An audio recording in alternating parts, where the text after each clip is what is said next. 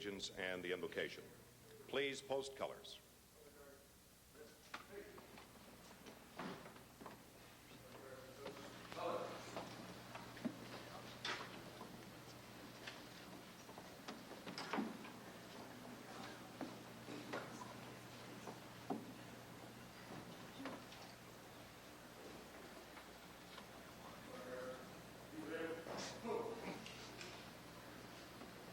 Ladies and gentlemen, if you would, join me in the Pledge of Allegiance, please. To the flag of the United States of America and to the republic for which it stands, one nation, under God, indivisible, with liberty and justice for all.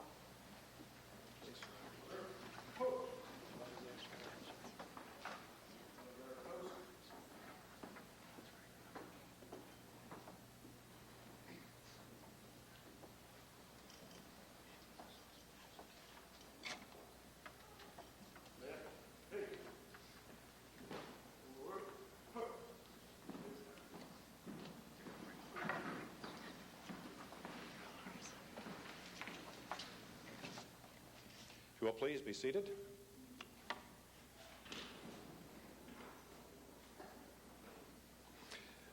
At this time, we would like to begin first of all, I should make mention of what we have here. There are presently 34 individuals in the Columbus Hall of Fame, and the Columbus Hall of Fame honors outstanding individuals who have brought recognition to their native city. And it was initiated in 1963 by, at that time, the Mayor Raleigh Westlake, and it includes men and women representing a wide spectrum of social and professional achievement. And Columbus is extremely proud of this distinguished group of native residents.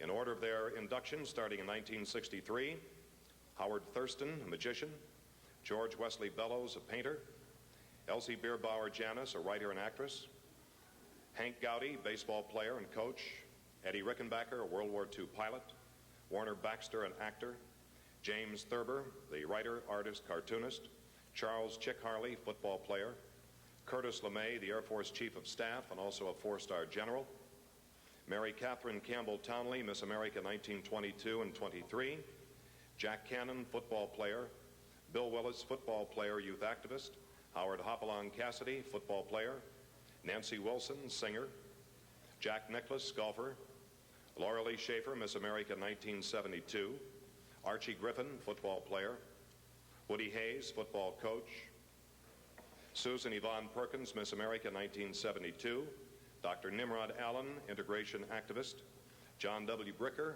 politician, John W. Galbraith, businessman, Elijah Pierce, artist, James A. Rhodes, politician, Harry P. Wolf, businessman, Robert F. Wolf, businessman, Jerry Page, boxer, Frank Fetch, founder of German Village, Robert Shadane, artist, Emmy Sensenbrenner, politician, Jim Truman, businessman, sportsman, Ben Kaplan, doctor and humanitarian, Philip H. Bucklew, U.S. Naval Reserve retired with 2 Navy Crosses, Ronald E. Rosser, USA retired, 3 Medals of Honor. That's our total of 34. And of course, we will have our induction ceremonies in just a few moments. Right now, if you would please rise for our invocation. Let us bow our heads. O most holy God, God and ruler of the universe, we take this time to say thank you. Thank you for this great city that we have come together to worship and to give you the praise for giving us the opportunity to recognize those persons who have been good stewards of our country and of our city. We lift them up today as they have set themselves as role models in the past and as the present. And we ask that you give them continued strength. And we ask a special blessing upon those who have gone before us, doing those things to lift up our city as the things and way as it should go. And now as we gather together and continue on and bring these persons before you and recognize them as great citizens, we ask that you be with us, continue to bless our leadership, bless this congregation here, and be with us the rest of the day and on our way. In your Son's name, amen. Amen. You ready? Yep. Please be seated. At this time, we would like to have the Northland Brass Quintet, musical director David King, with a selection.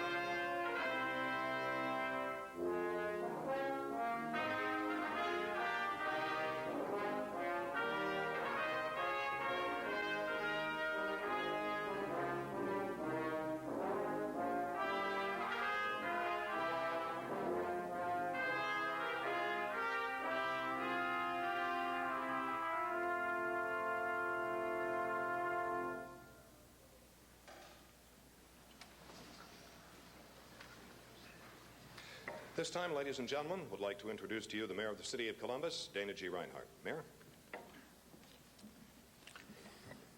Thank you very much, BC. First of all, let's have a round of applause for these Northland Vikings that came up here to entertain us today. Thank you very much.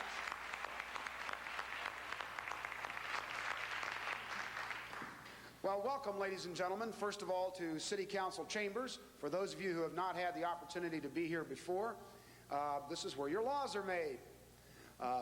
You own it, look around, enjoy it. It's got a lot of history to it. I don't know how long those people laid on their backs to paint all that stuff on the ceiling, but thanks to the efforts of former city clerk Fran Ryan, this place was completely restored into its original condition back as it appeared in 1929, just a few years ago. This is where we conduct this ceremony every year. And during the 8 years that I've had the opportunity to serve as I will tell you that I can think of no finer occasion that occurs in these chambers than the induction of some of our own citizens into our Hall of Fame. Bob Connors mentioned to you a few moments ago that the Hall of Fame was created some 4 decades ago by then Mayor Ralston Westlake. And since that time, as you know from the list that he read, we have had 34 of our citizens inducted into the Hall of Fame.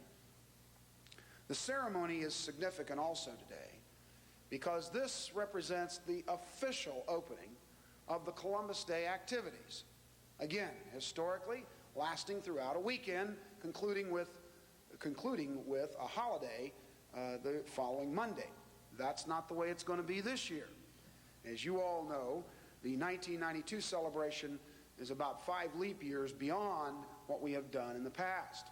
So today's ceremony is very, very significant in beginning not only our Columbus Day weekend activities here in Columbus, but also in launching the 1992 activities that will take place all the way through until the fall or October of 1992. Today is a big day in Columbus, a big day. We christen the Santa Maria today. There will be a wreath-laying ceremony to honor our friendship and our relationship with Italy that will take place later on this morning. This will be followed tomorrow by the pageant and, of course, the crowning of the Miss Columbus USA tomorrow morning. Then the festivities will continue to include a parade tomorrow night at 7 o'clock, fireworks following that. This whole weekend, and we hope the sun will shine, will be designed to launch us into the 1992 celebration. Well, I probably could spend a lot of time up here mentioning what all is going to happen in the next year, but that's not our purpose this morning. Our purpose this morning is to honor 3 individuals who have brought great pride and distinction to our community. Now, when you join a group like General Curtis LeMay and Archie Griffin, Nancy Wilson, Coach Woody Hayes, when you join that group, it's probably very obvious to you, and certainly to those of you who are in the families of these 3, that the pride and distinction and honor that you bring to the city of Columbus is not enough to be in the Hall of Fame. It's the national recognition for efforts that the individual, either the quality of life or other people's lives or the quality of the community or whatever it might be in that regard. It's the national visibility that is brought to that person that truly makes it even above and beyond being one of our very distinguished citizens. So here we recognize outstanding individuals who, through their own exemplary accomplishments, have gained national recognition for themselves and have brought great credit to the city of Columbus, their native city. There is absolutely no question that today's inductees fit the bill. I think you will agree that all 3 of the newest members of the Hall of Fame are true Columbus treasures. Before I turn it back over to Bob Connors for the induction ceremony itself, let me say to you, BC, that we are very grateful for you taking the time out to be with us today. This guy gets up at 4 o'clock in the morning and counts the orange barrels in the freeway all the way to work so that he can get us all out of bed on 6:10 in the morning with what's going to happen or what has happened the night before, what's going to happen in the day ensuing, and so on. And he frequently likes to call me and get me out of bed early in the morning so we can do it together. He gets paid and I don't. That's the difference between us, other than we're about the same height and we make about the same amount of money. Ladies and gentlemen, he is also a dear friend of the city and a very good friend of mine. And Bob Connors, I want to tell you, we are proud that you are here today to conduct this ceremony. Thank you, Buck. Very nice of you to say. Thank you. Appreciate that. Thank you. Thank you. At this time, our first inductee, Mel Dodge, one of Columbus' most energetic boosters. Melvin B. Dodge served his city as president of the Greater Columbus Convention and Visitors Bureau from 1985 until 1991, and as director of the Columbus Recreation and Parks Department from 1967 to 1985. A dedicated animal lover, he worked tirelessly promoting the Columbus Zoo and helped make it a world-class facility. Mel Dodge's talent for behind-the-scenes facilitating was legendary. Business and community leaders, as well as elected officials of every political persuasion, sought his advice and cultivated his consensus-making abilities. During his long and distinguished career, Mel Dodge garnered dozens of community awards and served numerous civic and charitable organizations. Our first inductee today, Mel Dodge.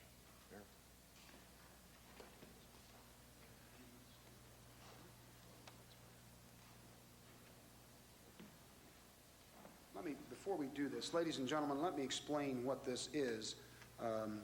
This is a medallion that says Hall of Fame, Columbus, Ohio. And in the center of and of course the person's name is inscribed on the back of the medallion. There's a plaque that goes with this, and I think you're probably well aware of the fact that we have a picture with a description of the person in the Hall of Fame downstairs. But the medallion has a duplication of the Great Seal of the City of Columbus. That's the Great Seal, just in case you hadn't seen it before or hadn't been in here before. And this is the award that we give to the recipient.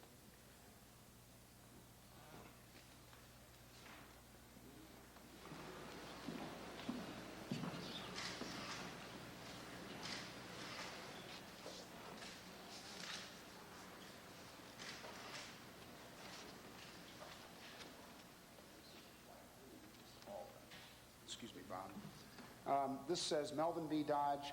I'm not going to read all three of them, but they all say the same thing. His devotion to the citizens of Columbus, in this particular case, and to zoo animals will always be remembered. Inducted into the Columbus Hall of Fame, October 11, 1991.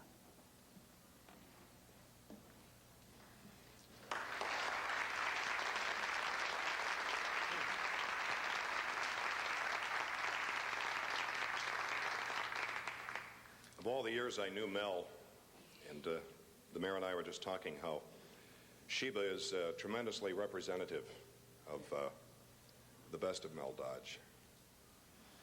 Next, James Buster Douglas. His father, William Douglas, will accept. Buster's not available to be with us because of commitments in Florida. James Buster Douglas, a 1978 graduate of Lyndon McKinley High School and heavyweight champion of the world in 1990.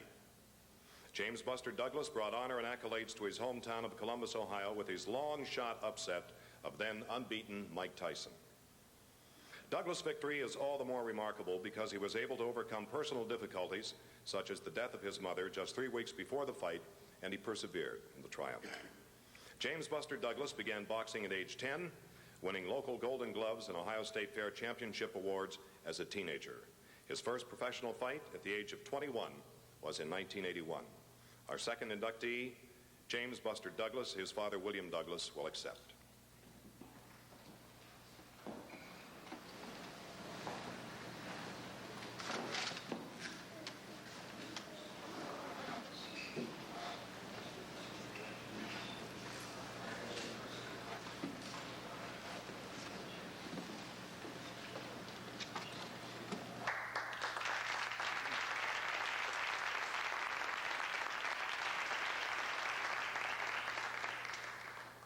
Next, Bobby Rahal, a man of many interests and abilities.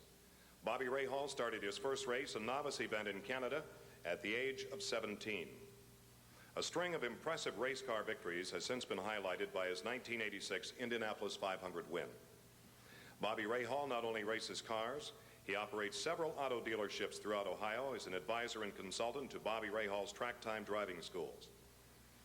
As founder and chairman of the annual Bobby Rahal Columbus Charities Pro-Am, he combined his passion for golf with community service and has helped raise thousands of dollars for charity throughout these tournaments. Rahal has also worked with Secret Santa, the Easter Seal Society of Ohio, the March of Dimes, and founder and general chairman of Central Ohio Children's Charities. Ladies and gentlemen, Bobby Rahal.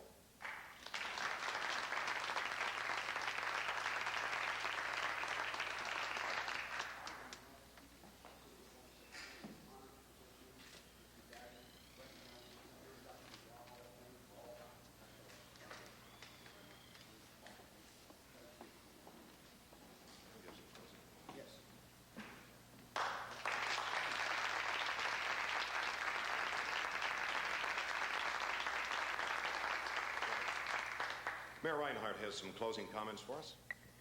Well, on behalf of the people of the city of Columbus, congratulations to all three of our inductees into the Hall of Fame. Ladies and gentlemen, these are the plaques that will be put on the wall permanently on the first floor in City Hall. And if you'd care to look at them before you leave and congratulate our recipients, that, of course, would be the right thing to do. And they'll be available for interviews with the media and for photographs for a few minutes. Let me just say to the families that are here, and I don't have them all the names down right, but there's Debbie Rahal over there and Tom Dodge taking pictures of the tiger.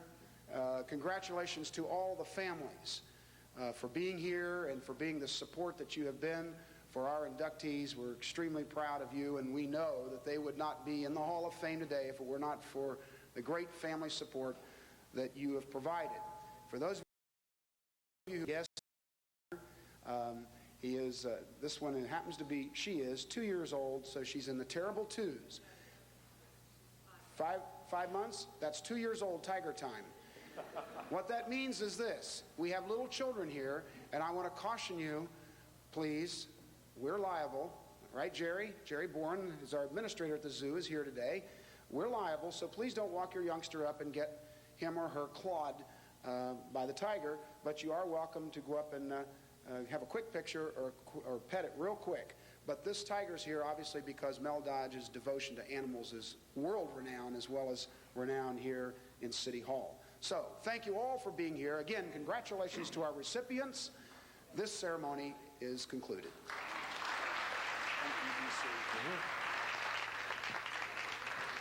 Thank you, DC. The pictures of Mel Dodge, Buster Douglas, and Bobby Rahal can now be viewed with the other great individuals on the first floor in the Hall of Fame area by the fountain.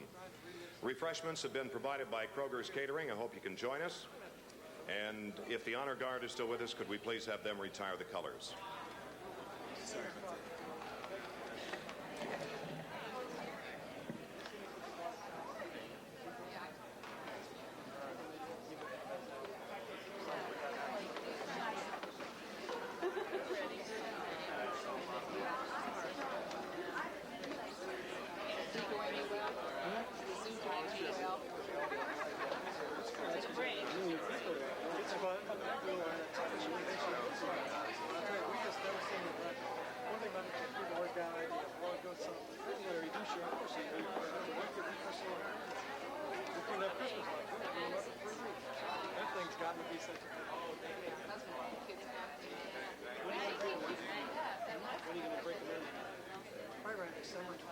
Weather's pretty kind.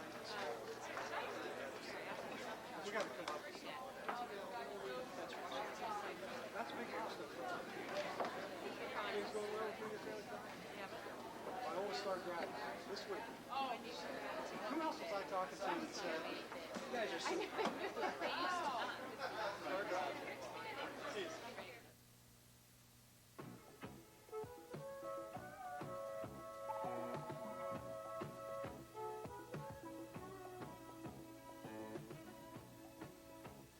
Attics have many different characteristics. They may have unfinished attics without a floor, unfinished attics with a floor, typically used for storage, finished attics that can be used for living or storage, and combination unfinished finished attics. Check your attic and determine the amount of existing insulation. If you find insulation, calculate the R value based on the material and thickness. Compare it to the established minimum R value for your location in the state and determine the necessary additional insulation. Check for roof leaks, looking for water stains or marks. If you find leakage, make the repairs before you insulate. Wet insulation is ineffective. Attics can be insulated with bats or blankets of glass fiber or rock wool, or loose fills such as cellulose vermiculite, perlite, glass fiber, or rock wool. The type of insulation used in new construction is generally selected by the contractor. But the type of insulation used in existing homes is more often based on the ease of its installation and the R value per inch. The unfinished attic with no floor is one of the simplest insulating tasks. You can use bats, blankets, or loose fill. Bats can also be used as an extra layer over existing insulation, but for this application, be sure not to use one with a vapor barrier. If it has one, slash the vapor barrier with a knife to prevent trapping moisture between insulation layers. You will probably have to install temporary lighting and walkways. Don't step on the exposed ceiling as it will probably break through. You will also need a serrated knife to cut the bats, straight edge, sealant and caulking gun, and a staple gun. For your own safety and comfort, wear gloves, long-sleeve shirt or jacket, breathing mask, goggles, and consider a hard hat to protect your head against roof rafters and protruding roofing nails. After the job, clothes should be shaken out and washed separately from other clothes. If you have no attic insulation and choose a bat insulation, use one with a vapor barrier backing. Install the bat insulation with a vapor barrier down. You can use bats without a vapor barrier backing. However, you must first install a separate vapor barrier to prevent moisture damage, especially if the attic is not well ventilated. Cut strips of polyethylene plastic a few inches wider than the spacing of the floor joists, lay them into the space, and staple to the sides of the joists without gaps or bulges. With a caulking gun and compound, seal around the pipes, wires, vents, and chimney passing through the ceiling.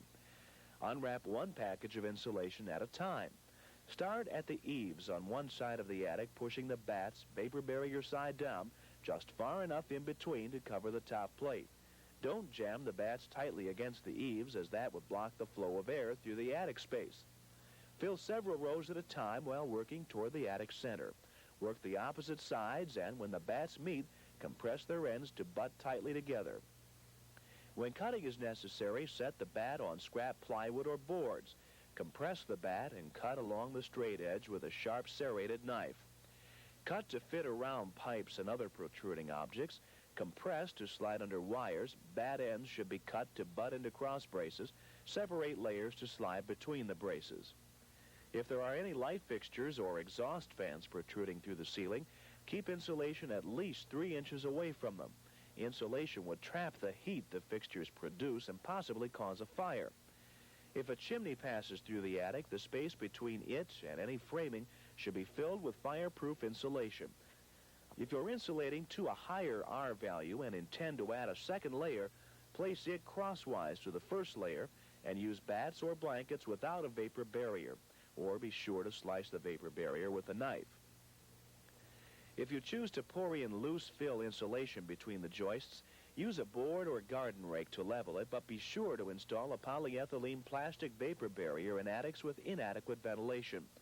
Loose fill requires that you install baffles or cardboard, wood, or sheet metal at the inside of the E-vents so that insulation won't block the flow of air from the vents or be moved by the force of a strong wind, but be sure to cover the top plate. Fill all nooks and crannies. Avoid contact with recessed light fixtures and exhaust fans by 3 inches.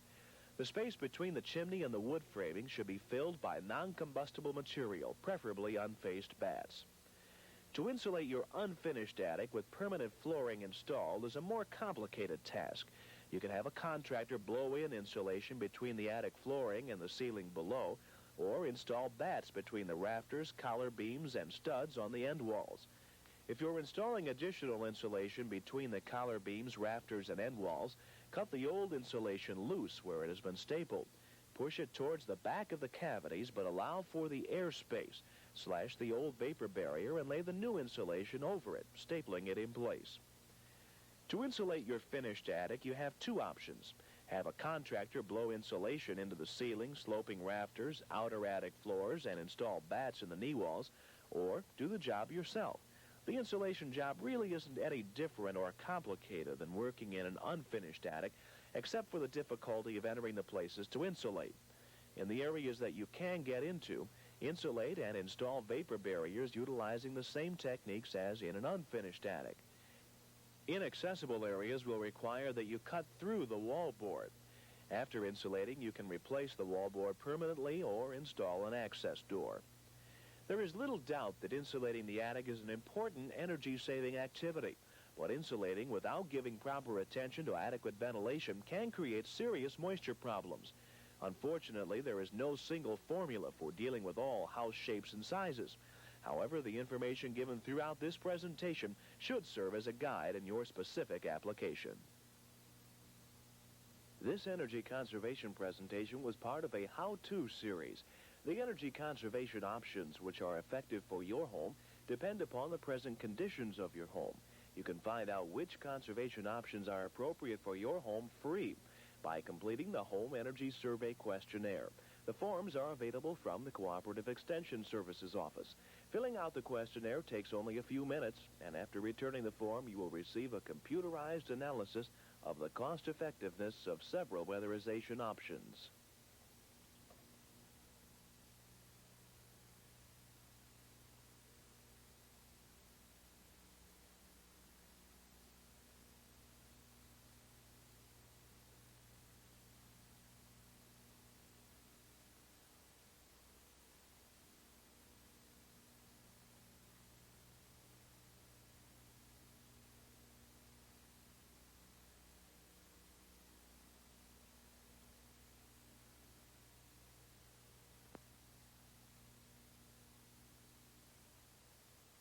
When solicited by